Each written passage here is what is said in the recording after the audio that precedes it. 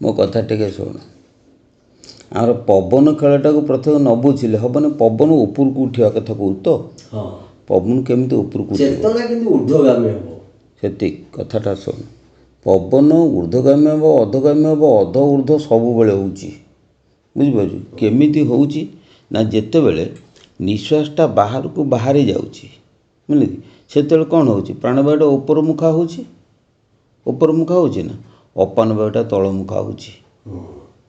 ତାହେଲେ ନାଭିଚକ୍ରରୁ ଇଏ ଯେତେବେଳେ ପ୍ରାଣବାୟୁ ଉପରକୁ ଯାଉଛି, ସେଇ ନାଭିଚକ୍ରରୁ ଅପାନ ବାୟୁ ତଳକୁ ଯାଉଛି। ତାହେଲେ କ'ଣ ଛାଡ଼ିଗଲେ? ପବନଟା ଯେତେବେଳେ ଭିତରକୁ ପଶୁଛି ସେତେବେଳେ ଅପାନ ବାୟୁ ଆସିକି ନାଭି ପାଖରେ ପହଞ୍ଚୁଛି, ନାଭି ପାଖରେ ପହଞ୍ଚୁଛି। ପୁଣି ତଳୁ ଅପାନ ବାୟୁ ଉଠିକି ଆସି ନାଭି ପାଖରେ ପହଞ୍ଚୁଛି। ଦୁଇଟା ଅପାନ ସେଇଠି ମିଶିକି ସମାନ ହେଇଯାଉଛି। ପୁଣି କହିଦେଉଛି, ନିଶ୍ୱାସ ଯେତେବେଳେ ବାହାରକୁ ବାହାରୁଛି ଏଇ ସମାନ ବାୟୁଟା ପ୍ରାଣବାୟୁ ସହିତ ମିଶିକିରି ସେ ଉପରକୁ ପଳେଇଗଲା। ଆଉ ସେଇ ସମୟରେ ସମାନ ବାୟୁରୁ ଅପାନ ଶକ୍ତିଟା କିନ୍ତୁ ମୂଳାଧାରକୁ ପଳେଇଲା, ଛାଡ଼ିଗଲେ। ପୁଣି ଯେତେବେଳେ ପବନ ଭିତରକୁ ପଶିଲା ବାହାରୁ ଆସିକି ଗୁହ୍ୟ ଚକ୍ର ସ୍ଥିତ ଅପାନ ବାୟୁ ଆସି ପୁଣି ନାଭି ଚକ୍ରରେ ମିଶିଲା। ତାହେଲେ ମିଶୁଛି ଛାଡ଼ୁଛି, ମିଶୁଛି ଛାଡ଼ୁଛି। ତା'ମାନେ ବହିର୍କୁମ୍ଭକରେ ଛାଡ଼ି ଯାଉଛି, ଛାଡ଼ି ଯାଉଛି। ଅନ୍ତର୍କୁମ୍ଭକରେ ମିଶୁଛି। ଆଚ୍ଛା, ବୁଝିଲୁ କି? ଯଦି ଅନ୍ତର୍କୁମ୍ଭକରେ ମିଶୁଛି, ଆମେ ଯେ ଗୁରୁ ନାମ ଆମେ ଯେତେବେଳେ ସ୍ମରଣ କରୁଛନ୍ତି ପବନ ସୂତ୍ରରେ, ସେ ଲେଖା ହେଇଛି, ଏକଥା ଲେଖିଛନ୍ତି କିଏ ସେ ନା ଆକୁଳାନନ୍ଦ କାବ୍ୟତୀର୍ଥ। ଆକୁଳାନନ୍ଦ କାବ୍ୟତୀର୍ଥ ହେଉଛନ୍ତି ଯେ କାଳିଆବୋଧାର ଶିଷ୍ୟ। ଆଉ ସିଏ ଜଣେ ଗୁରୁ ଥିଲେ। କାଳିଆବୋଧାର ନାଁ ଶୁଣୁଛି, ଜାଗାଟା ନା ନା, ମୁଁ କାଳିଆବୋଧା କଥା କହୁନି। ଆମେ ବାଇଟାଙ୍ଗରେ ଶିଷ୍ୟମାନେ, ଆମେ ବାଇଟାଙ୍ଗରେ ନା, ନାଇଁ, କାଳିଆବୋଧାର ଶିଷ୍ୟ ଆକୁଳାନନ୍ଦ କାବ୍ୟତୀର୍ଥ ଖଣ୍ଡିଏ ବହି ଲେଖିଛନ୍ତି, ଖଣ୍ଡିଏ ଖାତା ମୁଁ ପାଇଛି ତାଙ୍କର। ଏତିକି ବଡ଼, ଏତିକି ମୋଟା, ଏତିକି ବଡ଼ ଖାତାଟେ। ତା ନାଁ ଲେଖା ଅଛି ଶ୍ରୀମଦ୍ ଭଗବତ ଗୀତା ଯୋଗ ତତ୍ତ୍ୱ, ଆକୁଳାନନ୍ଦ କାବ୍ୟତୀର୍ଥ କାଳିଆବୋଧା, ଏହା ଲେଖା ହେଇଛି। ମୁଁ ସେ ବହି ଖଣ୍ଡି ପାଇଲା ପରେ ମୁଁ କଟକ ଗଲି। କଟକ ଯାଇକିରି ବହୁତ ଖୋଜିଲି ଆକୁଳାନନ୍ଦ କାବ୍ୟତୀର୍ଥକୁ। ଖୋଜି ଖୋଜିକି ତାଙ୍କ ନାତିକୁ ପାଇଲି। ତାଙ୍କ ନାତି ସେତେବେଳକୁ ବୁଢ଼ା ହେଇଯାଇଛନ୍ତି। ସିଏ ସାଇନ୍ସ ପାଠ ପଢ଼ୁଥିଲେ ଏବଂ ସିଏ ଜଣେ ଟ୍ୟୁସନ୍ ସେତେବେଳେ କରୁଥିଲେ। ମୁଁ ତାଙ୍କ ଜାଗା ପାଖରେ ଯାଇ ପହଞ୍ଚିଲି। ମୁଁ କହିଲି ଯେ ଆକୁଳାନନ୍ଦ କାବ୍ୟତୀର୍ଥ ଆପଣଙ୍କ ବଂଶର ନା? ହଁ। ନା, ସିଏ ଯେଉଁ ବହି ଲେଖିଛନ୍ତି ଶ୍ରୀମଦ୍ ଭଗବତ ଗୀତା ଯୋଗ ତତ୍ତ୍ୱ, ମୋ ପାଖରେ 3ଟା ଅଧ୍ୟାୟ ଅଛି। ସେ 3ଟା ଅଧ୍ୟାୟ ସେ ଖାତାରେ ଅଛି। ଆଉ ସେଇ ଖାତା କିମ୍ବା ବହି କ'ଣ ଅଛି ମୋତେ କୁହ, ମୁଁ ସେଟାକୁ ନେବି, ଯାହା ପଇସା ପଡ଼ୁ ବା ଯାହା ହଉ। ସେ କହିଲେ ମୁଁ କହିପାରିବିନି। ତେଣୁ ସେ ମନା କଲେ। ଯଦି ମନା କଲେ, ସେଇ ଖାତା ଖଣ୍ଡି ଏବେ ବି ମୋ ପାଖରେ ଅଛି, ବର୍ତ୍ତମାନ ବି ଅଛି ସେ ଖାତା। ସେ ଯେଉଁ ଆକୁଳାନନ୍ଦ କାବ୍ୟତୀର୍ଥ, ବୁଝିପାରିଲେ କି, ସେହି ମାନେ ସେ ଲେଖିଛନ୍ତି, କହିଛନ୍ତି। କେଉଁ କଥା କହୁଛି? ରଖିଥିଲେ କି ସେଇଟା ଶ୍ରୀମଦ୍ ଭଗବତ ଗୀତାର ଯୋଗ ତତ୍ତ୍ୱଟାକୁ ଭକ୍ତଚରଣ ଦାସ ଲେଖିଥିଲେ। କ'ଣ ଶ୍ରୀମଦ୍ କେତେ ଲେଖିଛନ୍ତି? ଇଏ ସୁରଧୀନ ଦେବୀ ଲେଖିନେ କି ବଙ୍ଗଳାରେ, ତାଙ୍କ ଗୁରୁ ହେଉଛନ୍ତି ପଞ୍ଚାନନ ଭଟ୍ଟାଚାର୍ଯ୍ୟ। ସେ ବହି ବି ମୋ ପାଖରେ ଅଛି। ତେଣୁ ଆଚ୍ଛା, ହଁ, କୁହନ୍ତୁ। ସାଧନା, ଆଚ୍ଛା, କ୍ରିୟା ଯୋଗ ତୁ ରହ ଟିକେ, କଥାଟା କହ। ତୋ ମନ ଭାରି ଚଞ୍ଚଳ। ମୋତେ ପଚାରିଲ ନା କେମିତି ପବନ ଉପରକୁ ଉଠିବ? ମୁଁ ତ ବର୍ତ୍ତମାନ କହୁଛି, ଆଉ ତୁ ପୁଣି ବର୍ତ୍ତମାନ କ୍ରିୟା ଯୋଗ ଭିତରକୁ ପଶିଲୁ। ଗୋଟେ କଥା ଶୁଣି ସାରେ, ଗୋଟେ କଥା କହିଲେ ସେଇଟାକୁ ସରିଲେ ବୋଧେ ବୋଧେ ମୋତେ ବା ଗାଧୁଆଳ ହେଇଯିବ। ଆଗରେ ପବନ କେମିତି ଉଠିବ ମୁଁ ବୁଝଉଛି। ଆକୁଳାନନ୍ଦ କାବ୍ୟତୀର୍ଥ ଯେତେବେଳେ ଲେଖିଛନ୍ତି, ସିଏ କହିଲେ ଯେ ତମେ ପ୍ରାଣକ୍ରିୟା କରୁ କରୁ ଏଇ ପ୍ରାଣ ପବନଟା ଯେତେବେଳେ ସ୍ଥଗିତ ହେଇଯିବ, ବୁଝିଲେ କି, ନାସାଭୋଜନ ନାସାସିତ ପବନ ବଳେ ସ୍ଥଗିତ, ଯେତେବେଳେ ସ୍ଥିତ ହେଇଯିବ ପବନ, ତୁମେ ଧ୍ୟାନ କରୁ କରୁ ପବନଟା ଯାଉଛି ନା, ଯାଉ ଯାଉ ଯାଉ ଯାଉ ସେ ଦିନ ଆସିବ କୁମ୍ଭକ ହେଇଯିବ। ରେଚ ଉପର ବଳେ କୁମ୍ଭକ ହେବ, ତୁମେ କୁମ୍ଭକ କରିବନି। ମାନେ ତୁମେ ପବନରେ ଗୁରୁ ନାମକୁ ଧ୍ୟାନ କରୁ କରୁ ସେ କୁମ୍ଭକ ବଳେ ହେଇଯିବ। ବଳେ କୁମ୍ଭକ। ମୁଁ ଗୋଟେ ଉଦାହରଣ ଦେଉଛି। ଗୋଟେ ପିଲା, ସେ ଗୋଟେ ଜିନିଷ ପାଇଁ ତୁମକୁ ଜିଦ୍ କରୁଛି, ତୁମେ ଜିନିଷଟା ଦେଉନା, ସେ କାନ୍ଦୁଛି। ଦେଖିବ କାନ୍ଦୁ କାନ୍ଦୁ କାନ୍ଦୁ କାନ୍ଦୁ ଯେତେବେଳେ ଅତିରିକ୍ତ ତା'ର ମନୋନିବିଷ୍ଟ ହେଇଯିବ ସେଥିରେ, ସେ ଶୋଇପଡ଼ିବ। ଶୋଇପଡ଼ିବ ନା ନାହିଁ? ତେଣୁ ତୁମେ ସେମିତି କାନ୍ଦ। କାହା ପାଇଁ? ଈଶ୍ୱରଙ୍କ ପାଇଁ। କାନ୍ଦିବ ମାନେ ନାମ ସ୍ମରଣ କରିବ। ନାମ ସ୍ମରଣ କରୁ କରୁ କରୁ କରୁ ତୁମକୁ ନିଦ ଆସିଯିବ। ସେ ନିଦ ନାଁ କ'ଣ? ନା ଯୋଗ ନିଦ୍ରା। ଶୁଣ, ସେଇ ଗୋଟିଏ କଥାରେ ଯେତେବେଳେ ତୁମକୁ ନିଦ୍ରା ଆସିଯିବ, ପବନ ସେଇଠୁ ହେବ କ'ଣ ନା ଧୀରେ ଧୀରେ ସ୍ଥିର ହେଲା ପରେ ସେ ଯାଇକି ନାଭି ଚକ୍ରରେ ସ୍ଥିର ହେଇଯିବ। ଆଚ୍ଛା, ନାଭି ଚକ୍ରରୁ ଗୋଟେ ବାଟ ଅଛି ମଣିପୁର ପଦ୍ମକୁ। ନାଭିରେ ଗୋଟେ ତାର ଫୁଟିଥିବ ସିଧା, ସିଏ ଯାଇକି ମେରୁଦଣ୍ଡ ଭିତରେ ଯେଉଁ ଜାଗାରେ ପହଞ୍ଚିବ ସେଇଠି ମଣିପୁର ପଦ୍ମ ଅଛି, ହେଲା କି। କିନ୍ତୁ ନାଭିରେ ନାଭି ଚକ୍ର ଅଛି, ଦୁଇଟାଙ୍କ ଏକା ଜିନିଷ। ପଦ୍ମ ରହିଲା ମେରୁଦଣ୍ଡ ଭିତରେ ଆଉ ଚକ୍ର ରହିଲା ମେରୁଦଣ୍ଡ ବାହାରେ। ତେଣୁ ପ୍ରଥମେ ନାଭି ଚକ୍ରରେ ପବନ ସ୍ଥିର ହେବ। ନାଭି ଚକ୍ରରୁ ଗୋଟେ ବାଟ ଅଛି ମଣିପୁର ପଦ୍ମକୁ, ବୁଝିଲେ କି, ପବନ ନାଡ଼ି। ସେଇ ଯେଉଁ ବାଟଟା ଅଛି ସେ ବାଟଟା ନାଁ ହେଉଛି ପବନ ନାଡ଼ି। ସେଟା ସେ ନାଡ଼ି ନାଁ ହେଉଛି ଚିତ୍ରା ନାଡ଼ି ହେଲା। ତେଣୁ ବର୍ତ୍ତମାନ ସେ ପବନଟା ଯାଇକି କ'ଣ କରିବ ନା ଯେତେବେଳେ ସେଠି ପହଞ୍ଚିକି ନାଭିରେ ପହଞ୍ଚିକି ଚିତ୍ରା ନାଡ଼ିକି ଯିବ, ଏଇ ବାଟେ ପବନ ଯାଏ, ଅନ୍ୟ ବାଟେ ଯାଏ ନା। ଚିତ୍ରା ନାଡ଼ିରେ ପବନ ଗଲେ ଚିତ୍ରା ନାଡ଼ି ପବନ ସେଠି କ'ଣ ହୁଏ ନା ଉପରକୁ ଯିବ, ତଳକୁ ମଧ୍ୟ ଯିବ। ଚିତ୍ରା ନାଡ଼ି ସେଇଠୁ ଉପରକୁ ଯାଇଛି, ତଳକୁ ଯାଇନି। କିନ୍ତୁ ଚିତ୍ରା ନାଡ଼ି ତଳକୁ ଯାଇଛି ବଜ୍ରା ନାଡ଼ି। ତେଣୁ ପବନଟା ନାଭି ଚକ୍ରରୁ ଯିବ ବଜ୍ରା ନାଡ଼ି ଦେଇକି ଲିଙ୍ଗ ଚକ୍ରକୁ।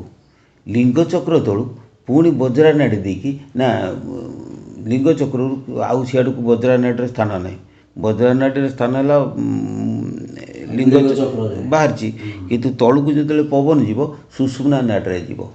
ସୁଷୁମ୍ନା ନାଡ଼ିରେ ପବନ ଯାଇକି ସେ ପହଞ୍ଚିବ ମୂଳାଧାର ପଦ୍ମ ପାଖରେ। ମୂଳାଧାର ପଦ୍ମ ହେଉଛି ମେରୁଦଣ୍ଡ ବାହାରେ, ବୁଝିଲେ କି। ମଳଦ୍ୱାର ଲିଙ୍ଗଦ୍ୱାର ମଝିରେ ଯେଉଁ 4 ଆଙ୍ଗୁଳ ଅଛି ସେଇଠି ମୂଳାଧାର ପଦ୍ମ ରହିଛି। ତେଣୁ ମୂଳାଧାର ପଦ୍ମରେ ସେ ପବନ ପହଞ୍ଚିବ। ମୂଳାଧାର ପଦ୍ମରୁ ତା ଉପରକୁ ଜଷ୍ଟ ରହିଛି ମୂଳାଧାର ଚକ୍ର। ତେଣୁ ସେ ମୂଳାଧାର ଚକ୍ର ପାଖକୁ ଆସିବ। ମୂଳାଧାର ପଦ୍ମ ପାଖରେ ଯେତେବେଳେ ପବନ ପହଞ୍ଚିବ ସେତେବେଳେ ମା କୁଣ୍ଡଳିନୀ ଜାଗ୍ରତ ହେବେ। ଶୁଣ, ଠାକୁରଙ୍କ କଥା ମୁଁ କହୁଛି। କୂଳ କୁଣ୍ଡଳିନୀ ଜାଗ୍ରତ ବାବୁ ହୋଇବ ଯେବେ, ସକଳ ସିଦ୍ଧି ତୁ ଲଭିବୁ ତାହା ଶୁଣ ତୁ ଏବେ। ଠାକୁର କହିଛନ୍ତି। ତେଣୁ ସେଇଠି ଯେତେବେଳେ ପବନ ପଶିଯିବ କୁଣ୍ଡଳିନୀ, କେତେ ସରଳ ସୁନ୍ଦର କଥା। ତାମାନେ ଏଇ ଗୁରୁ ନାମ ସୂତ୍ର ହିଁ ତମେ ମୂଳାଧାର ପଳେଇବ। ମୂଳ ହେଉଛି ନାଭି ଚକ୍ର। ନାଭି ଚକ୍ର ନାଭିରୁ ଚିତ୍ରାକୁ ଯାଇକି ତଳକୁ ପୁଣି ବଜ୍ରାକୁ ଯିବ, ବଜ୍ରାରୁ ସୁଷୁମ୍ନାକୁ ଯିବ। ସୁଷୁମ୍ନା ବାଟରେ ମୂଳଧାରରୁ ଜାଗ୍ରତ ଯିବ କେମିତି ପବନ ମୂଳାଧାରକୁ? ନାଇଁ, ଜାଗ୍ରତ ଏଠୁ ଆକ୍ଚୁଆଲି ନାଭିରୁ ଗଲା ନା ତା ତଳକୁ? ନା, ନାଭିରୁ ପବନଟା ଗଲା। କିନ୍ତୁ କୁଣ୍ଡଳିନୀ ତୁ ଯାହା ଭାବିଛୁ ଠିକ୍, ମୂଳାଧାରରୁ ହିଁ କୁଣ୍ଡଳିନୀ ଜାଗ୍ରତ ହେବ। କିନ୍ତୁ କୁଣ୍ଡଳିନୀ କେମିତି ଜାଗ୍ରତ ହେବ ନା କୁଣ୍ଡଳିନୀ ଜାଗ୍ରତ ହେବ ସେ ଜାଗାରେ ପବନ ପଶିଲେ, ହେଲା କି। ତମେ ଗୋଟେ ଅନୁଭବ, ବିଷମର ବାବାର ଅନୁଭବ, ଯେ ଛୋଟ ଛୁଆକୁ ତମେ ଯେତେବେଳେ ଇଏ କରିଦେବ, ଚାଞ୍ଚି ଦେବ ତା ଚୂଳ ଗୁଡ଼ାକ, ଦେଖିବ ସେଠି ଗୋଟେ ଦୁକୁଦୁକି ଅଛି, ଧକ ଧକ ଧକ ଧକ ହେଉଛି। ଗୋଟେ ଖପରା ରଖିଦେଲେ କ'ଣ ହେବ, ସେ ଫଟଫଟ ଡେଇଁ ପଡ଼ିବ, କାହିଁକିନା ସେ ଜାଗାଟା ଧକ ଧକ ହେଉଛି ନା।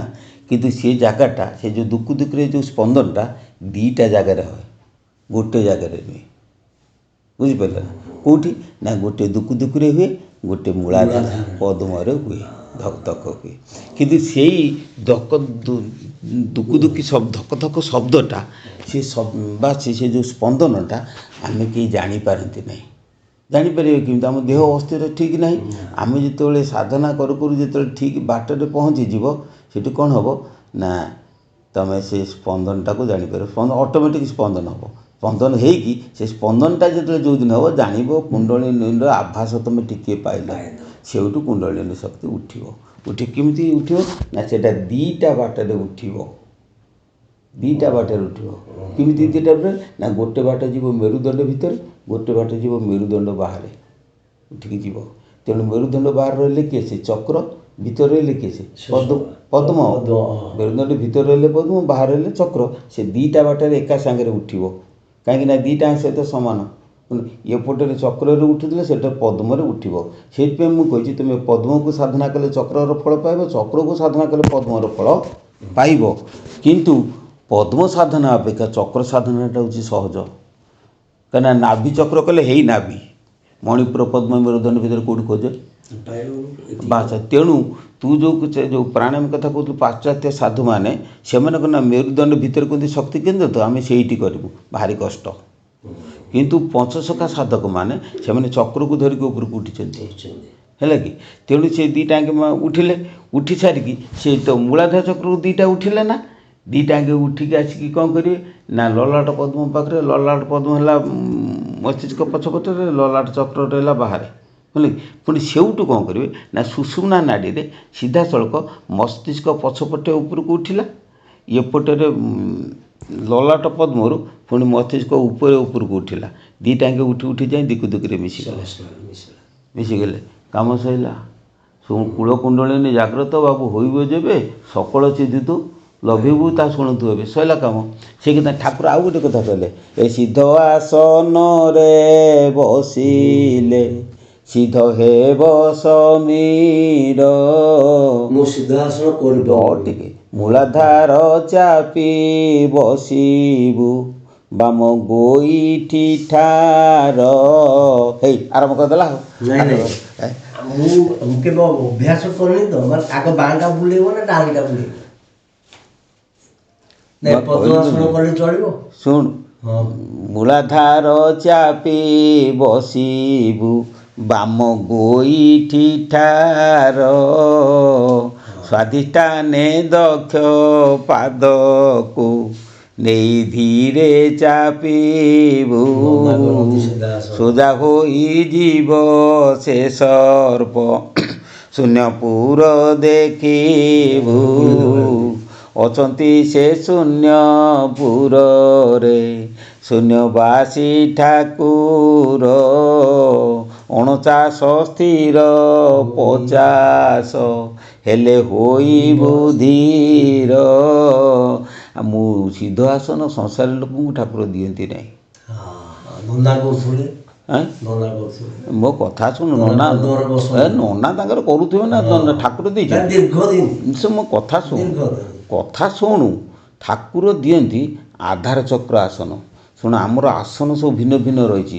ମୂଳାଧାର ଚକ୍ର ଜାଗ୍ରତ ହେବା ପାଇଁ ଗୋଟେ ସ୍ୱତନ୍ତ୍ର ଆସନ ଅଛି, ମାନେ ସେଇ ଆସନରେ ବସିଲେ କୁଣ୍ଡଳିନୀ ଜାଗ୍ରତ ହେବ।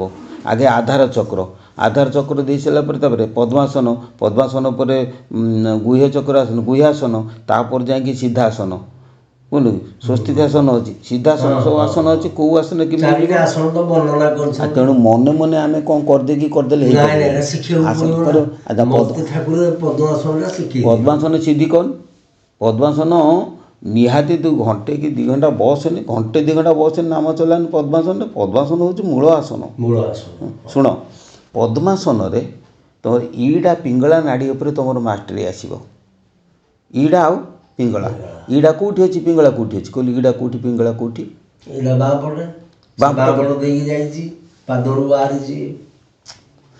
ଇଡ଼ା ବାଁ ପଟରେ ଅଛି ଯେ ମେରୁଦଣ୍ଡ ବାଁ କରରେ, ଆଉ ପିଙ୍ଗଳାଟା ମେରୁଦଣ୍ଡ ଡାହାଣ କରରେ। କିନ୍ତୁ ଏଠି ଆସିକି କ'ଣ କୁହେ ନା, ଏଇ ଯେଉଁ ଲଲାଟ ପଦ୍ମଠାରୁ ସେ ଘୁରି ଆସିକିରି ତୁମ କାନ ଉପର ଦେଇକି ଆସିଛି, କାନ ଉପର ଦେଇକି ଆସିକିରି ତିକୁଟାରେ ମିଶିଛି। ଇଏ କେଉଁଟା? ନାଇଁ, ଇଡ଼ା ପିଙ୍ଗଳା, ଇଡ଼ା ନାଡ଼ିଟା ଡାହାଣ କାନ ଉପରେ ଆସିକି ମିଶିଛି ଏଠି ତ୍ରିକୁଟରେ। ପିଙ୍ଗଳା ନାଡ଼ିଟା ଡାହାଣ ପିଙ୍ଗଳା ନାଡ଼ିଟା ବାମ କର୍ଣ୍ଣ ଉପରେ ଆସିକିରି ମିଶିଛି ତ୍ରିକୁଟରେ। ସେଠି ପଛପଟେ ଛକି ହେଇକି ଆସିକି ମିଶିଛି। ଯଦି ମିଶିଛି, ତେଣୁ ତୁମ ଯେଉଁ କର୍ଣ୍ଣ ଉପରେ ରହିଛି ଯେଉଁ ନାଡ଼ି, ପ୍ରଥମେ ସେଇ ନାଡ଼ି ଦୁଇଟା ଉପରେ ମାଷ୍ଟର କରିବ କିଏ? ସିନା ପଦ୍ମାସନ। ପଦ୍ମାସନରେ ସେ ନାଡ଼ି ଦୁଇଟା ପୁରା ଏକଦମ ଜବଦ ହେବ, ସ୍ଥିର ହେବ। ବୁଝିପାରୁଛୁ କି? ତେଣୁ ଇଡ଼ା ପିଙ୍ଗଳାକୁ ମାନେ ଶାସନ କରିବା ପାଇଁ ହେଲେ ତୁମର ପଦ୍ମାସନ ଏକାନ୍ତ ଆବଶ୍ୟକ। ବୁଝିଲା? ଗୁହ୍ୟାସନରେ କ'ଣ ହେବ ନା, ପକ୍ଷପାତିତା। ଗୁହ୍ୟାସନରେ କେବଳ ପିଙ୍ଗଳା ନାଡ଼ି। କାହିଁକି ନା, ଆମେ ଯିବା ତ ସାଧନା କରିବା ନା। ପ୍ରଥମେ ଆମେ ଇଡ଼ା ପିଙ୍ଗଳାକୁ ସିଦ୍ଧି କରିଦେଲେ, କଲା ପରେ ସେଇଠୁ ଗୁହ୍ୟାସନରେ ବସିଲେ ପିଙ୍ଗଳା ନାଡ଼ିକି ସିଦ୍ଧି ହେବ, କେବଳ ପିଙ୍ଗଳା ନାଡ଼ି ସିଦ୍ଧି ହେବ। ପିଙ୍ଗଳା ନାଡ଼ି ଗୁହ୍ୟାସନରେ ଯେତେବେଳେ ସିଦ୍ଧି ହେଇଯିବ, ତାପରେ ସେଇଠୁ ସୁଷୁମ୍ନା ନାଡ଼ିକି ଆସିବ। ସୁଷୁମ୍ନା ନାଡ଼ିକି ଆସିଲେ କୁଣ୍ଡଳିନୀ ଜାଗ୍ରତ ବି। ସବୁ ଗୋଟିଏ ଷ୍ଟେଜ୍ ହେଉଛି ସାଧନା। ଆମେ ସେମିତି କଲେ ହେବନି, କିନ୍ତୁ ଠାକୁର କହିଲେ ଏଗୁଡ଼ାକ ସବୁ ଛାଡ଼ିଦିଅ। ସମ ଆସନରେ ବସିଲେ ସମ ହେବ ସମୀର, ବୁଝିଲ କି? ତାହେଲେ ସମ ଆସନରେ ବସ, ବାଁ ଗୋଡ଼ ଉପରେ ଡାହାଣ ଗୋଡ଼ ପକେଇ ବସ। ସମୀର ସମ ଆସନରେ ବସି ଧୀରେ ସମୀର ସମ କଳେବରେ। ବା ସମାସନରେ ବସ। ତାମାନେ କ'ଣ? ପ୍ରତିଦିନ ତୁମେ ପଦ୍ମାସନ କରିବ। ଧର ଅଧଘଣ୍ଟେ ପଦ୍ମାସନ କରିବ, 15 ମିନିଟ୍ ତୁମେ ଆଗେ ସମାସନରେ ବସ। ତାପରେ ଆସନ ସରିଲା ପରେ ସମାସନରେ ବସ, ବସିକି ନାମକୁ ଚିନ୍ତା କର। ତାପରେ ସେ ଯୁଆଟୁ ହଉ ଉପରକୁ ଯା ବାହାରେ। କ'ଣ ବୁଝିଲ?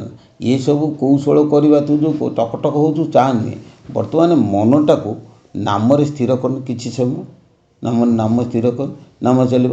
3:10 ବୋଧେ 3:10 3ଟା ଖଣ୍ଡେ ବେଳେ ତୁ ବସିଥିଲୁ ନା କ'ଣ, ବୁଝିପାରୁଛୁ କି? ମୁଁ ଭାବୁଥିଲି କାହିଁକି ନା 3ଟା ବେଳେ ମୋ ପାଖକୁ ଗୋଟେ ଶବ୍ଦ ଆସିଲା। ମୁଁ କିଏ ତୁ କି ମାତାଜୀ କିଏ ବସିଥିବ, 3ଟା ବେଳେ କିଏ ଜଣେ ବସିଲା କିମ୍ବା ସେ ଲୋକଟା କେହି ବସିଲା, 3ଟା ବେଳେ ମୋତେ ଗୋଟେ ଶବ୍ଦ ଆସିଲା। ମୁଁ ଆଜ୍ଞା ଦୀର୍ଘ ଦିନ ହେଲା କରୁଛି, ଆଜିର ନୁହଁ, ବହୁତ ଦିନ ହେଲା କରୁଛି। ବହୁତ ଦିନ ହେଲା ମୋର ଅଭ୍ୟାସ ଏପରିକି 1.5 ଘଣ୍ଟା କଣ୍ଟିନ୍ୟୁ ମୁଁ ପଦ୍ମାସନରେ ବସେ ଆଉ ଶ୍ୱାସକୁ ଧରେ, କି ମୋର ପ୍ରୋସେସଟା ଭୁଲ ଥିଲା। ପ୍ରୋସେସଟା ଭୁଲ, ତେଣୁ ବର୍ତ୍ତମାନ ଦୀର୍ଘ ସମୟ ବସିବାର ଅଭ୍ୟାସ ମୋର ହେଇଯାଇଥିଲା। ମାନେ ଜଣେ ପଦ୍ମାସନରେ ବି 5 ମିନିଟ୍ ବସିପାରିବନି, ବୀର ଆସନ ବି କରେ, ଖାଇସାରିଲା ପରେ ବଜ୍ରାସନ କରେ, ଘଣ୍ଟା ଘଣ୍ଟା ବସିବି ମୁଁ। ଅଭ୍ୟସ୍ତ ପିଲାଦିନୁ, ଆଜି ମୁଁ ଦୟାଛୁ ପୁରା। କିନ୍ତୁ ମେନ୍ ମୁଖ୍ୟ ହେଉଛି କ'ଣ, ଯେତେବେଳେ ମୋର ଚେତନା ଜାଗ୍ରତ ହେଲା, ନନା ନାହାନ୍ତି, ନନା ବି ଶିଖେଇଲେନି କିଛି, କିନ୍ତୁ ବହୁ ଆଗରୁ ଦୟା ତତ୍ତ୍ୱ ମୁଁ ଜାଣିଛି। ଦୟାନି ତତ୍ତ୍ୱ ଦର୍ପଣ ନନାକୁ ଯେତେବେଳେ ଚାଲିଗଲେ 15 ଦିନ ଥିଲା, ମୋତେ କହିଲା ଆଉ ବଞ୍ଚିବିନି ମୁଁ, ଆଉ